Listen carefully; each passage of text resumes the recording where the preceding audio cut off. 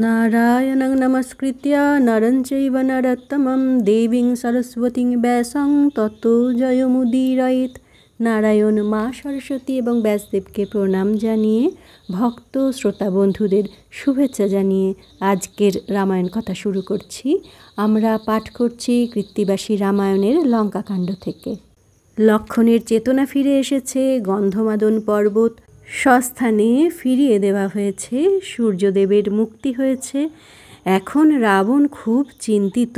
লঙ্কাপুরীতে তার পাশে দাঁড়ানোর মতো কেউ নেই, কোনো বীর নেই। এখন রাবণকেই একা লড়তে হবে। এমন সময় রাবণের মানিকসা মহিরাবণের কথা মনে করিয়ে দিয়েছেন রাবণকে, যিনি পাতালে রয়েছেন। আজ সেই মহিরাবণের কথা আমরা পাঠ করব। পাতালে আছয় পুত্র সে মহিরাবণ, মহাতেজ ধরে পুত্র জিনে ত্রিভুবন। হেনপুত্র থাকিতে মজিল লঙ্কাপুরী, তাহার সম্মুখে যুজিবে কোন বৈরী। কালিকা পূজিয়া সে পাইল বরদান, অব্যাহত মায়া জালে সর্বঠাঁই যান। আছয় দুর্জয় পুত্র পাতাল ভিতরে, মারিতে দুর্জয় বৈরী সেই জন পারে। পূর্বকথা আছে তাহা হইল স্মরণ, বিপত্তি স্মরণ করো আসিব তখন। এক মনে চিনতে তারে রাজা লঙ্কেশ্বর, টনক নড়িল তার কপাল উপর। পাতিলেক অঙ্কমহি খড়িল এ হাতে, একে একে ত্রিভুবন লাগিল গণিতে। সকল পাতালপুরী চিনতে একে একে, আকাশ পাতাল গণে কিছু নাহি দেখে। পৃথিবী গণিয়ে স্থির নাহি হয় চিত্তে, কোন জন সঁড়ে মোড়ে পড়িয়ে বিপত্তে। সাগরের উপরে কনক লঙ্কাপুরী, তাহাতে আছয়ে পিতা রাজ্য অধিকারী। অসময়ে পিতার জানিল সে কারণ, তথির কারণে পিতা করিল স্মরণ। এতেক ভাবিয়া তবে স্থির করি মন, তরায় ভেটিতে যায় পিতা দশানন। শনিবারের সব যেন সঙ্গে সঙ্গী চায়, ইন্দ্রজিতের দোসর হইতে মহি যায়। দৈবের নির্বন্ধ কেহ খণ্ডাইতে নারে, আপনি মরিতে দেখো যম আনে ধরে। যাত্রা সিদ্ধি করে মন্ত্র পড়িল তরিতে, ঊর্ধ্বপথে সুরঙ্গ হইল আচম্বিতে। মানিকসা মহিরাবণের কথা বলায় লঙ্কেশ্বরের সেই দুর্জয় পুত্রের কথা মনে পড়ে গেছে। দুর্জয়, তাকে জয় করা অত্যন্ত কঠিন। এক মনে রাবণ মহিরাবণের কথা ভাবছেন। দেবী কালিকার বরে মহিরাবণ সর্বত্র যেতে পারেন মায়াজাল বিস্তার করে। আর সেই মহিরাবণের এমনই কথা দেওয়া ছিল যে যখনই রাবণ রাজা ভাববেন, এক মনে স্মরণ করবেন বিপদে পড়ে, তখনই তিনি উপস্থিত হবেন। আজ এক মনে চিন্তা করছেন রাজা লঙ্কেশ্বর। আর মহিরাবণ জানতে পেরেছেন কপালের উপরে টনক নড়েছে। আমরা কথাটা বলি, এতদিনে টনক নড়ল। এই টনক হলো সচেতনতা। মহিরাবণ সচেতন হয়ে খড়ি পেতেছেন যে মহিরাবণকে এই সময়ে কে স্মরণ করছেন। আকাশ পাতাল পৃথিবী সব দিক চিন্তা করছেন। সাগরের উপরে সোনার লঙ্কা, সেখানে পিতা রাজ্য করছেন।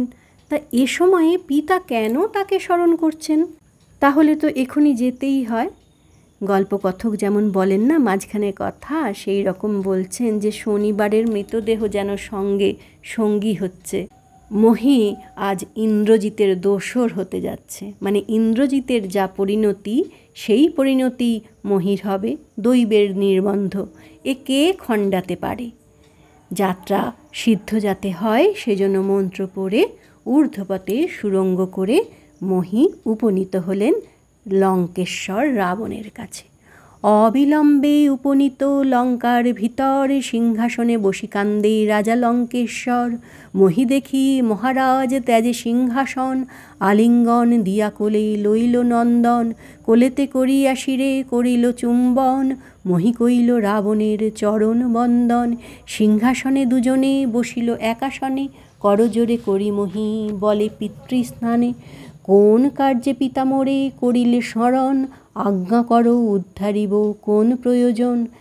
পিতা পুত্রের সাক্ষাৎ আলিঙ্গন হওয়ার পর যখন জানতে চাইলেন মহিরাবণ যে কী প্রয়োজনে তাকে ডাকা হয়েছে, রাবণ কাঁদতে কাঁদতে বলছেন, কান্দিয়া রাবণ বলে চক্ষে পড়ে জল, লঙ্কার দুর্গতি যত কহিছে সকল। রাবণ বলে শুনো বাপু দুঃখের কাহিনী, শূর্পণখা তব পিসি আমার ভগিনী।